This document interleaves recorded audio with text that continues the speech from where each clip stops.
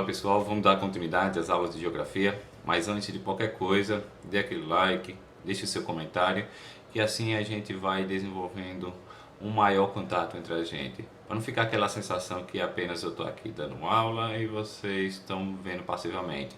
Pode deixar seu comentário, sua dúvida, que a gente pode explicar na próxima aula. Não esqueça também de compartilhar com seus colegas, nas suas redes sociais, porque isso daí, além de ser gratificante para mim por ter esse reconhecimento, vai ser muito bom porque outras pessoas poderão aproveitar desta aula. Caso você goste, portanto, deixe aí seu like, seu comentário e tudo mais. Na aula passada a gente estava falando sobre o processo endógeno, é o processo interno, os agentes internos de formação do relevo. Daí que a gente falou correntes de convecção, vulcões, abalos sísmicos, e tudo isso vai modelando o relevo terrestre. Isso que eu acabei não comentando na última aula é chamado de geodinâmica. Geo vem de terra, dinâmica vem do próprio movimento. Então esse movimento de a Terra nunca está parada. A Terra está sempre se movimentando, está sempre se formando. Por um lado, ela se forma nos agentes endógenos, a gente viu formação de montanhas. Agora nós vamos falar hoje dos agentes exógenos, os agentes externos, aqueles modeladores do relevo. Normalmente a gente fala que os agentes endógenos formam e os agentes exógenos modela, ou seria algo do tipo também destrói por um lado e constrói por outro. Então ele vai modelando o relevo. A gente pode falar de agentes exógenos, como o sol, a chuva, o vento, o gelo, a vida. Então tudo isso vai modelando a própria superfície terrestre. Então vai dando uma nova aparência ao relevo. A gente não pode falar de moderação do relevo, o crescimento de montanhas, o rebaixamento das mesmas montanhas no curto espaço de nossas vidas, já que a gente está falando aqui de período geológico que demora muito tempo para ser formado. Então essa formação vai demorar muitos e muitos, às vezes milhares ou bilhões de anos para ser formado. Olá pessoal, nessa parte aqui nós vamos falar do primeiro tipo de agente exógeno, que é o intemperismo. O intemperismo ou intempéries seria o desgaste. Neste caso aqui, a gente vai falar que intemperismo, essa palavra talvez até conhecida de outra maneira para a gente, quando muita gente vai falar assim, as intempéries da vida, é os desgastes que a vida vai levando. Então, intempéries da rocha, o intemperismo da rocha, é o desgaste que essa rocha acaba sofrendo. É chamado também de meteorização. E nós temos três tipos de intemperismo. E aqui ao lado nós temos o agente causador. O intemperismo físico, químico e biológico. No intemperismo físico, como é a própria física quando a gente estuda, fala que é quando não existe mudança da substância, mas normalmente mudança de estado, como a mudança de temperatura, o vento e o gelo, que faz com que altere ou destrua, acabe desgastando a rocha por conta desses fatores. Nós vamos comentar cada um deles mais na frente. O outro tipo é o químico. O químico sempre ocorre envolvimento de água. Vai ser muito mais fácil quando eu falar de todos, eu vou dar essa atenção maior, porque quando a gente vai falar de intemperismo químico, sempre tem água envolvida. Então, se você estiver lá lendo uma questão e está falando de intemperismo e tiver ação da água no meio, a gente está falando de intemperismo químico. Agora, quando existe alguma vida envolvida ali, a gente chama de intemperismo biológico, como por exemplo um piseiro que a gente vai comentar, um formigueiro, mas vamos comentar cada um deles agora.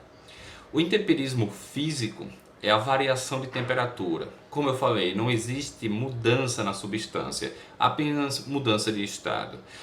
Imagina aí, um determinado local durante o dia é quente, isso daí vai ser quase grande parte, pelo menos aqui dos trópicos, vai ser isso. Durante o dia é quente e durante a noite acaba se resfriando. Uma coisa, algum objeto, alguma matéria, quando recebe calor, assim também é a rocha, quando recebe calor, os átomos ficam mais agitados e ele se expande. Então, sofreu calor, expande-se. Agora, quando chega a noite, ele vai perder esse calor, os átomos se movimentam menos, e esse menor movimento dos átomos faz com que eles se contraiam. Então, o estado físico normal da matéria é essa: recebeu calor, se dilata, diminuiu a temperatura, ele se contrai. Então, durante o dia a matéria vai se dilatar, durante a noite vai se contrair. Isso daí a gente pode observar, né, em algumas pontes, geralmente aquelas pontes grandes. Vocês já perceberam que existe um espaço entre um bloco e outro da ponte. Você está andando e o carro fica fazendo barulho, o pneu passando por aquela parte ali onde tem um espaço, um vão. Por que eles fazem isso, os engenheiros? Isso eu já vi até em calçada, deixam um espaçozinho entre uma placa e outra de concreto, porque durante o dia é normal que essa placa se dilata, então precisa de um espaço para ele acabar tendo para onde se expandir. Agora imagine uma placa única, não tem espaço para se expandir, ele vai se dilatar, acaba rachando. Então, para evitar rachadura lá nas calçadas, evitar rachadura na ponte, deixa um pequeno espaço para essa dilatação. Então, isso é intemperismo físico. Então, essa dilatação e contração constantemente, vários e vários anos, durante muito tempo da rocha, a rocha começa a fraturar, a quebrar. Isso é o que a gente chama de desgaste da rocha. Ela começa a se destruir e transformar-se em pedaços menores. A rocha se transformando em pequenas pedras. Então, variação de temperatura, a temperatura varia, a rocha começa a fragmentar. Então, vai se transformando e o relevo vai se transformando junto com isso. Outro exemplo aqui de temperismo físico, uma parte de uma rocha aqui que sofreu constantemente essa alternância de temperatura. Então, mudou a temperatura, não mudou a substância da rocha. A rocha continua sendo as mesmas substâncias, a mesma matéria. Não houve alteração. Sem essa alteração, apenas só fragmentação, a gente chama de intemperismo físico. Outro exemplo aqui de intemperismo físico é a própria ação do vento. O vento, talvez vocês já tenham percebido em alguns locais, tipo praias, é bem mais fácil de perceber isso. Tem algumas praias onde ventam bastante. Se a gente ficar ali parado, vai sentir algumas coisas batendo na nossa perna.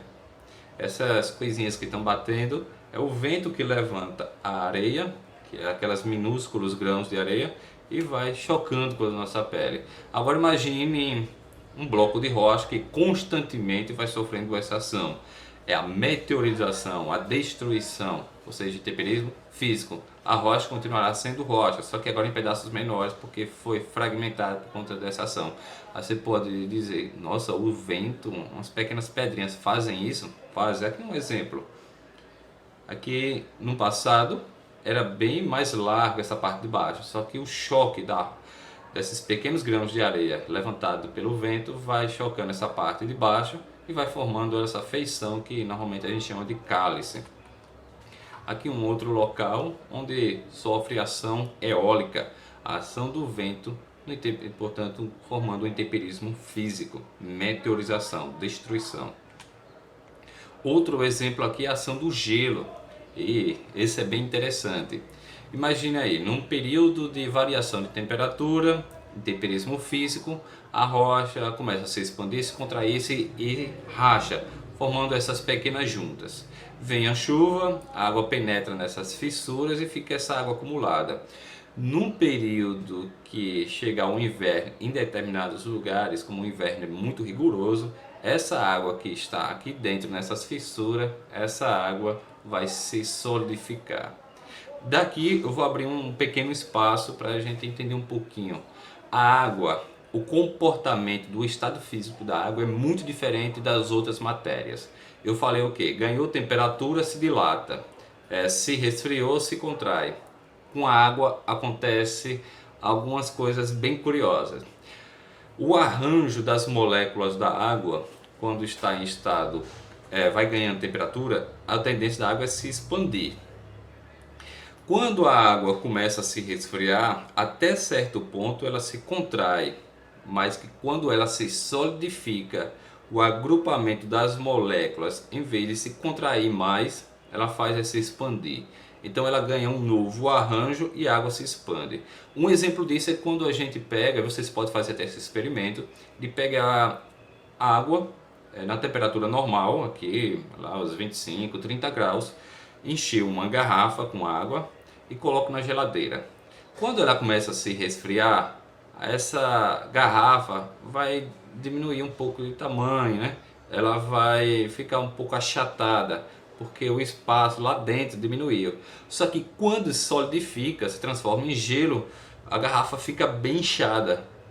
Em alguns casos, como já aconteceu comigo, eu colocar dessa maneira, quando se solidifica, se transforma em gelo, a estourar a garrafa, porque o gelo se expandiu. Outro exemplo disso é os iceberg. Porque o iceberg flutua, se ali é água e sólido. O normal do sólido era descer, mas a água não, por conta desse arranjamento, esse novo arranjo das estruturas moleculares da água faz com que a água se expanda. Então o gelo é menos denso do que a própria água, porque se expandiu. Então o que acontece aqui na intemperismo físico? É certo que eu falei, ó, quando existe água, existe intemperismo químico. Só que nesse caso aqui, ele não está alterando a rocha. Vai alterar também, mas o principal fator dele aqui é quebrar. Então houve essa quebra, essa destruição da rocha, é intemperismo físico. Então o gelo se expandiu, acabou soltando essas pequenas partes da rocha. Então vai destruindo a rocha cada vez mais. É o que mais ocorre nas grandes montanhas, né? Por conta dessa grande variação de temperatura, solidificação, vai quebrando essas partes. O intemperismo que a gente vai comentar agora é intemperismo químico. O intemperismo químico ele tem de 4 tipos. Um que é chamado hidrólise. Hidrólise, toda palavra, pelo menos aqui na parte científica, quando termina em lise, significa quebra, quebra de alguma coisa. Por exemplo, hidrólise, hidro é água, então quebra a partir da água. A água vai quebrar as moléculas lá que estão formando determinada substância daquela rocha. Outra coisa, hidratação, hidratar. Então a rocha tem a capacidade, em alguns casos, de absorver água. Carbonatação vai ser a dissolução por conta da diferença de pH da água. Eu vou comentar sobre cada um. E oxidação também. Então, no primeiro caso, carbonatação, nós temos aí, no ar, nós temos o gás carbônico. Esse gás carbônico, quando entra em alteração, se une à água, faz com que essa água da atmosfera, da chuva, baixe o seu pH. Quando essa água cai aqui na Terra, tanto é que existe uma certa história que diz assim, quando a gente vai falar de chuva ácida, chuva ácida é quando o pH está muito baixo. Aí essa acidez acaba corroendo algumas estruturas, como alguns monumentos, estátuas, portões e tantas coisas a mais.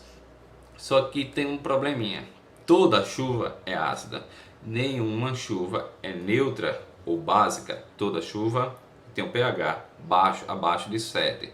Só que alguns o pH é ainda mais baixo. Quando esses é mais baixo e existe destruição de algumas coisas bem visíveis, a gente diz que isso é chuva ácida. Mas lembrando, toda chuva é ácida, porque o carbono que existe na atmosfera, inclusive eu falando aqui, estou liberando o gás carbônico, o dióxido de carbono. Esse dióxido de carbono, quando se une com a água, ele acaba fazendo com que essa água fique um pouco com acidez. Essa acidez, quando encontra alguns locais, como por exemplo, formação de caverna, existe um tipo de rocha que é o calcário, a dolomita, e essas rochas têm muito cálcio. Cálcio, quando a gente vai olhar na tabela periódica, tá na parte dos alcalinos. Os alcalinos são básicos. Então, um básico, quando encontra um ácido, acaba tendo reação. E nós vamos ter aqui, consiste na reação do dióxido de carbono, que está presente na atmosfera, né? Presente no ar. A reação se desenvolve com hidrogênio de cálcio e resulta no carbonato de cálcio, acidificando a rocha.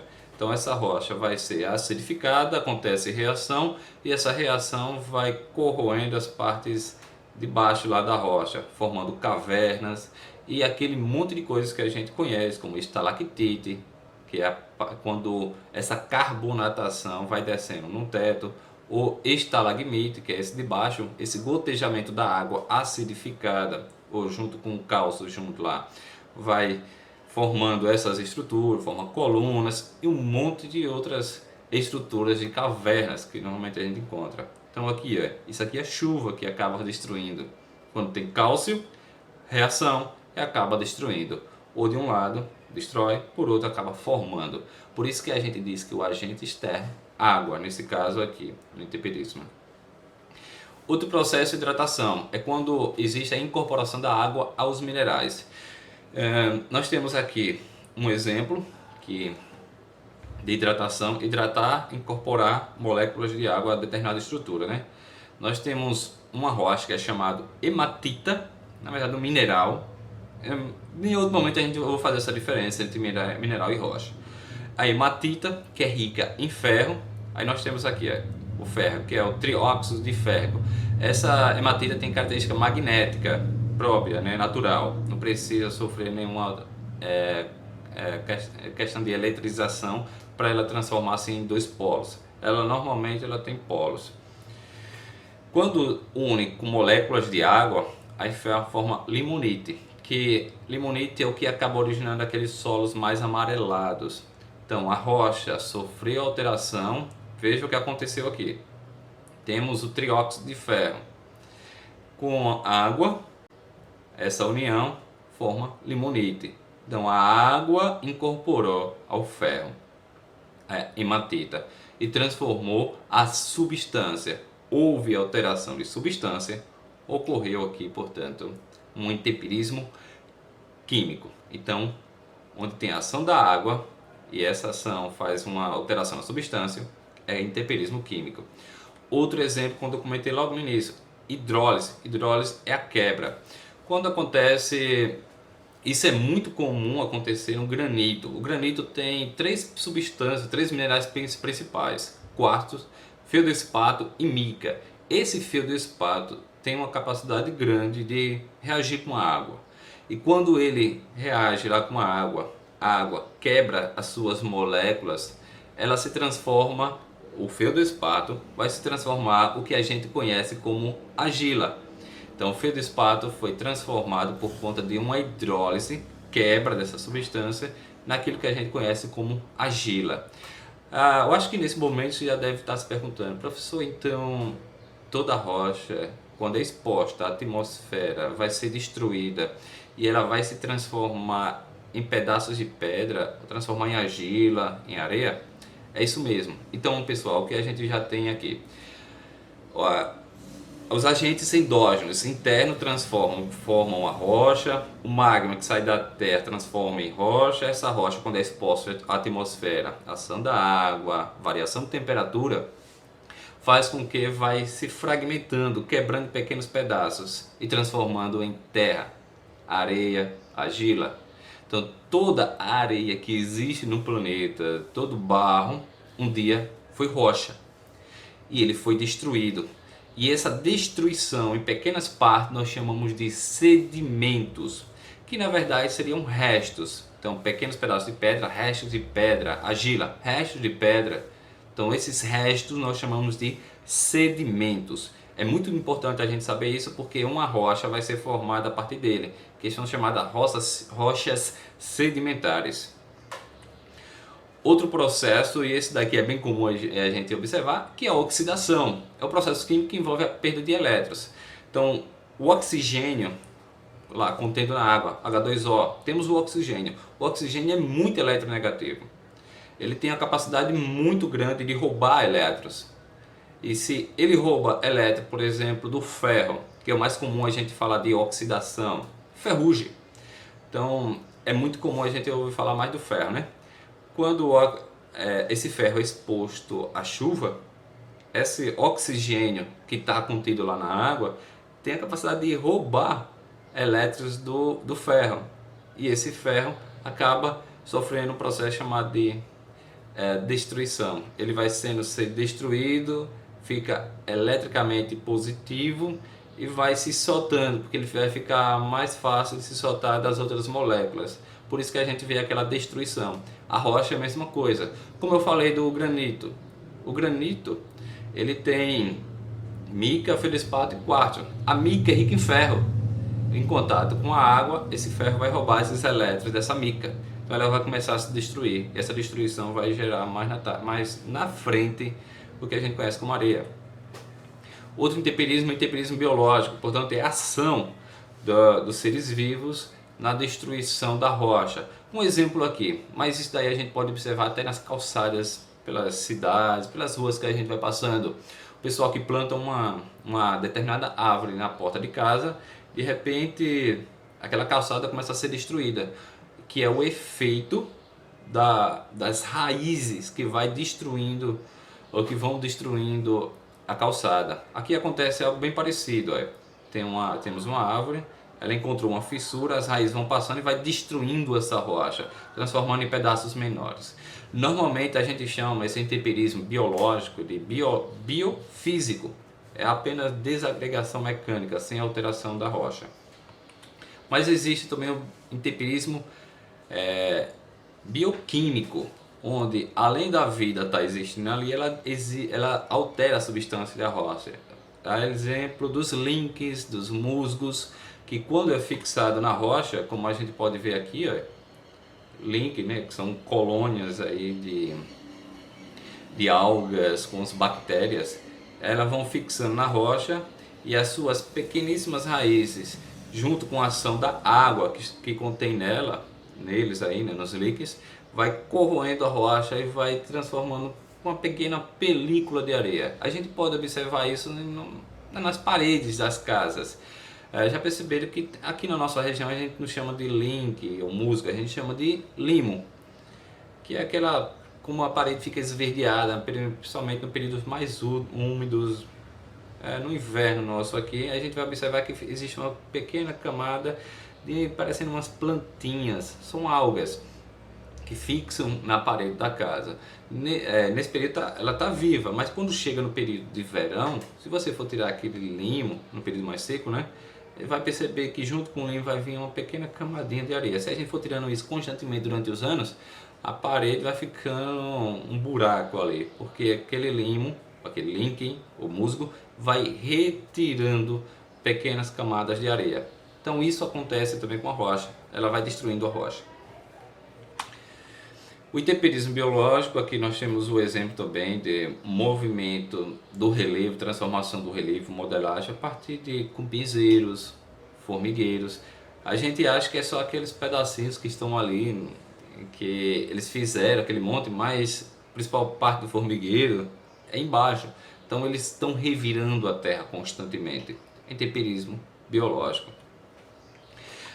Já que nós temos o intemperismo, agora nós vamos falar da outra parte, que é a erosão. Erosão é o transporte. Então o intemperismo destruiu a rocha, transformou em pequenos pedaços, restos, sedimentos. Esses sedimentos não vão ficar aí, eles vão sendo transportados. E esse transporte temos de várias maneiras. Por exemplo, água da chuva, nós temos o rio que leva esses sedimentos para as partes mais baixas. Então, erosão é o transporte de matérias que sofreram intemperismo para as áreas mais baixas. Então, imagine uma montanha, foi formada pelos agentes internos, formou lá, sofreu intemperismo, foi destruída e a erosão é esse transporte, é tirar esses sedimentos lá de cima e colocar nas partes mais baixas. Um exemplo muito simples disso, que eu falo sempre nas turmas, imagine, todo mundo já viu isso, tem uma determinada casa lá que está construindo, aí o cara vai e coloca uma carrada de areia, como a gente costuma chamar aqui, né? Coloca areia na porta para fazer lá, juntar com cimento, formar a massa, né? Só que vem a chuva, essa chuva leva essa areia para as partes mais baixas. Então você mora numa parte mais alta da rua, colocou areia aqui na porta de casa, aí veio a chuva, levou todos esses sedimentos, essa areia, para as partes mais baixas. Então esse transporte de sedimentos de um lugar para outro nós chamamos de erosão. A erosão existe de algumas maneiras e é bom que vocês memorizem esses nomes.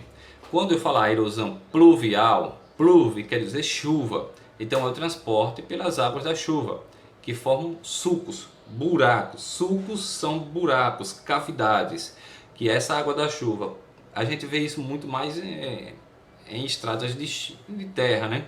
Que não colocaram asfalto, vem a chuva forte, fica aqueles buracos são suco, então transportou os sedimentos para as outras partes mais baixas. Primeiro momento de uma erosão pluvial é o efeito splash. Esse efeito splash se chama também de erosão laminar, que é retirar a cobertura superficial. Essa cobertura de areia, de terra, barro ou argila, sei lá, que fica na superfície, que é a parte visível, quando vai caindo a chuva, as gotinhas, vai levantando pequenas partículas dessa areia. Aqui, como a gente pode ver nessa parte e nessa outra. Essa areia é mais fácil de ser removida. Quando a chuva aumenta a intensidade, vai removendo cada vez mais essa areia. Então é erosão laminar, da lâmina superficial, que é retirada da superfície, né? Nós temos aqui, quando esse processo vai se intensificando, nós chamamos de ravina. Ravina aqui, ó, sulcos são isso, pequenos buracos.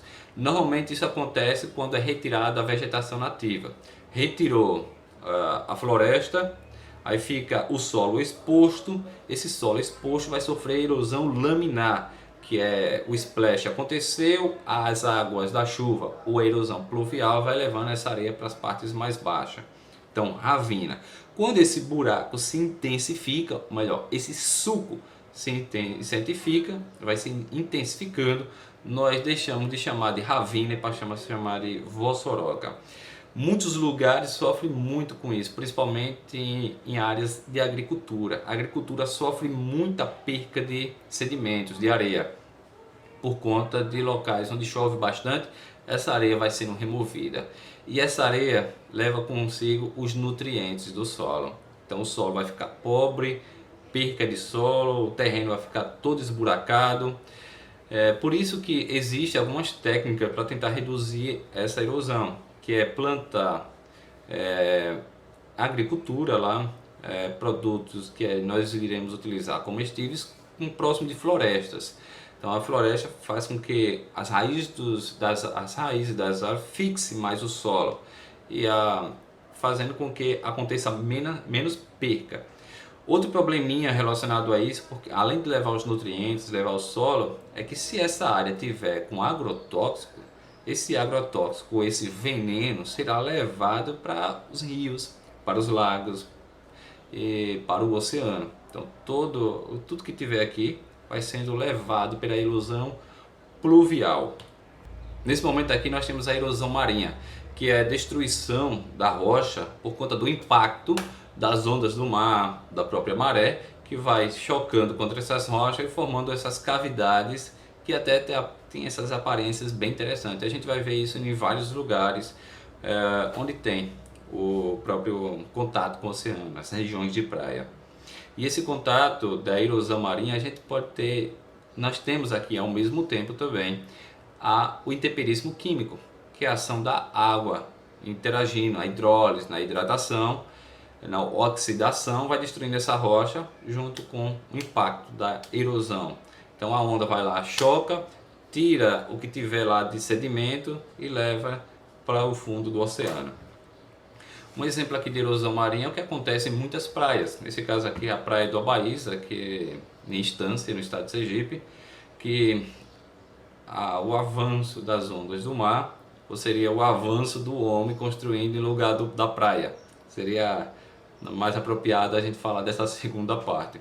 Então, construir em região de praia, vem o choque das ondas e vai destruindo a região. Então, isso, quando a gente for na praia e observar isso aqui, a gente pode chamar isso de erosão marinha. Erosão eólica. Eólica é do vento. É como aquilo que eu falei logo no início, lá do intemperismo físico, da ação do vento. Esse intemperismo, além de chocar, destruir a rocha, ele está transportando. Então, o vento transporta areia. Exemplo das dunas. As dunas foram formadas por vento. A erosão eólica pega aquelas areinhas que de pouquinho em pouquinho vai formando aquela grande duna. Duna lá na praia, duna no deserto. Então as dunas são formadas por erosão eólica, que o vento vai transportando essa areia de um lugar para outro. Quem talvez já deve ter ouvido falar, lá no Ceará tem algumas regiões que o vento é tão intenso que o movimento das dunas são bem rápidos.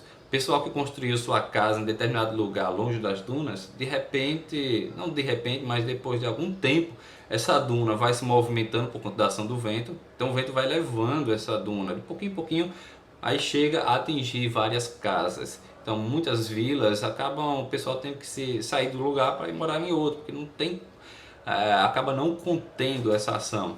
Existem maneiras de contenção, que é chamado barreiras biológicas, que é plantar.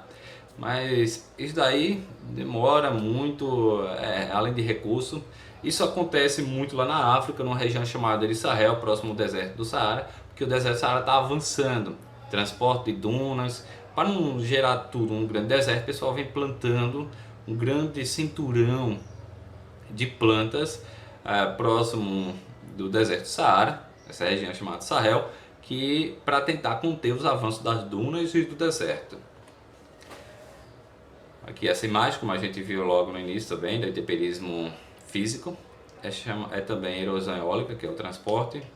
Nós temos também a erosão glacial, que é muito parecido também com aquele que aconteceu em intemperismo lá físico, da ação do gelo, que é intemperismo glacial também, né? O intemperismo lá, a água penetrou, destruiu os blocos. Só que esses blocos vão sendo removidos quando vier o período de gelo. Então aconteceu o gelo, período mais frio, a rocha é fraturada e, como esse caso, quebra, né? Olha essa linha que nós temos. Aqui são sedimentos junto, incorporados, né? Então, quando esse iceberg, ou esse bloco de gelo vai sendo quebrado dessa geleira, ele vai para o oceano. Tanto é que existem algumas pesquisas que o pessoal estava encontrando, alguns pesquisadores estavam encontrando na região lá, já próximo dos trópicos, rochas que são de regiões do Ártico. Então o bloco lá de gelo se desloca, formando primeiro um lago. Quando congela esse determinado local, quebra esses sedimentos, quebra essa rocha, e quando acontece o degelo, que no período de verão, esses blocos de rocha vão soltando, fica à deriva no mar, um iceberg, e vai derretendo à medida que vai chegando nos trópicos, ou próximo de uma corrente marinha quente. Ela vai se quebrando, vai diminuindo de tamanho, e à medida que o gelo vai se deslocando, esses sedimentos vão sendo liberados no fundo do oceano. Tanto que o pessoal, lá, os cientistas, encontraram em regiões muito longe do Ártico sedimentos que é de origem ártica, por conta desse movimento do gelo pelo planeta.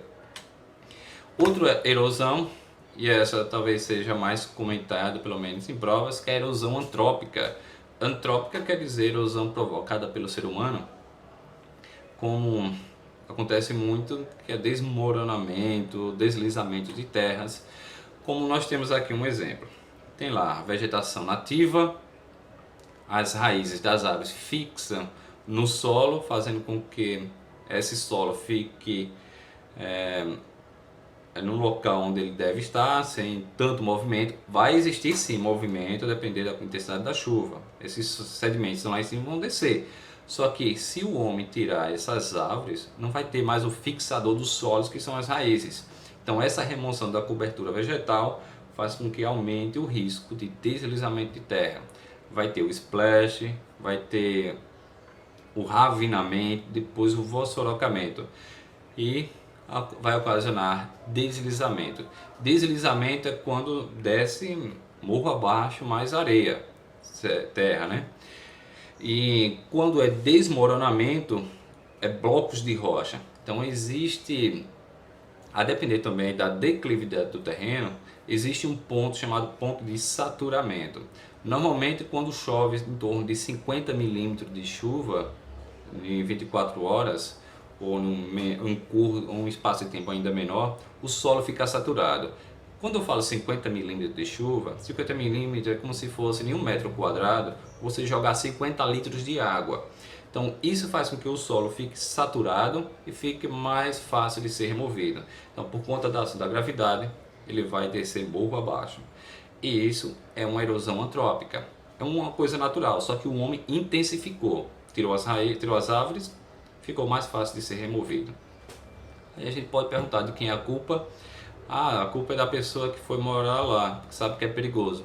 Mas muitas das vezes, eu acho que sempre, a pessoa que vai morar nessas regiões porque não tem outra forma para morar. É certo que se fosse para você preferir, se quer morar num plano ou num declive, é claro que a gente vai decidir num plano. Mas quando não tem outras condições, o jeito é ocupar essas áreas. Mas principalmente os órgãos públicos que acabam não reprimindo essa construção, ou deve a falta de planejamento urbano para onde a cidade deve crescer, quais são as áreas proibidas, mas não, os órgãos públicos deixam à vontade e acaba acontecendo esse monte de probleminhas aí, né? A aula vai ficando por aqui, espero que tenham gostado. Se gostou, deixa aqui o seu like e até a próxima aula. Fiquem todos com Deus e bons estudos.